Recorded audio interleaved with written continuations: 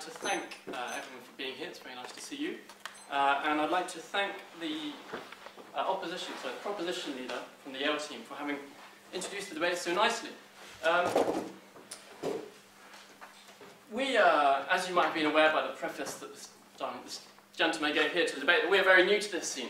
We've just been drafted into this. Our teammates back in Cambridge ditched us at the last moment, so we are here representing what the empire now is, a mere shadow of its former self.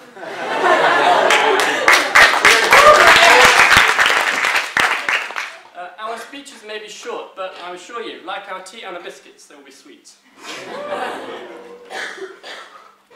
And now to start with a very pretty picture, if you cast your eyes back to the 1870s, Britain was the ruler of the world, according to some. Britain had more battleships than the rest of the world combined. Britain directly controlled a fifth of the rest of the Earth's surface. And Britain was the world's largest economy, both in terms of its manufacturing exports and its world trade dominance. None of this exists any longer. None of this exists any longer. And I would like to present our argument, the structure of our argument, and show you why, fundamentally, the argument proposed by Yale is wrong. Our argument, you'll find, is seamlessly structured through the team members. We have two main prongs to our arguments, which my colleagues will later elaborate upon. The first main prong is that, very sadly, and it is very sad indeed, the British Empire no longer exists. Secondly, the remnants of this British Empire, that is to say, the small man with a bowler hat standing in Gibraltar, no longer rules the world.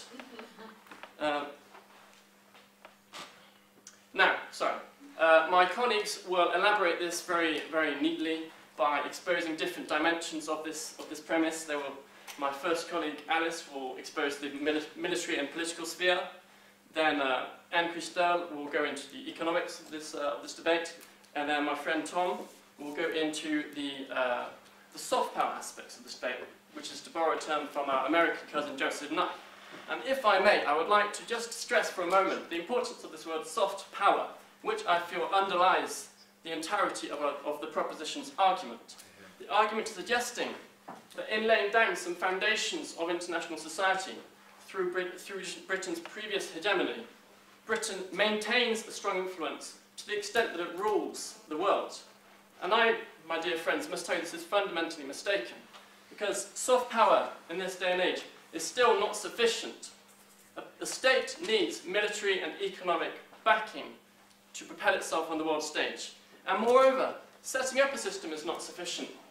We all know very well that we can set up a game, a lovely game such as football, and allow our other confrères from across the world to dominate that game, such as the Brazilians do, much to our dismay, and the dismay of all my fellow countrymen. Now, just one more aspect to go over on this. Power. I'm sure many of you must be students of international relations here, so I'm sure that you will have many lectures on the definition of power and how nuanced and elusive it is as a concept. I'm going to use the remaining time in my speech, which is approximately 3 minutes, to outlay what I consider and my teammates consider to be the foundation of an empire, particularly of the British Empire, and give you a brief indication as to why those foundations have subsequently and sadly been destroyed by the course of history since the demise of the empire, and then my colleagues will elaborate upon that. So firstly, the first key foundation is industry and technology. Britain was very, very cheeky.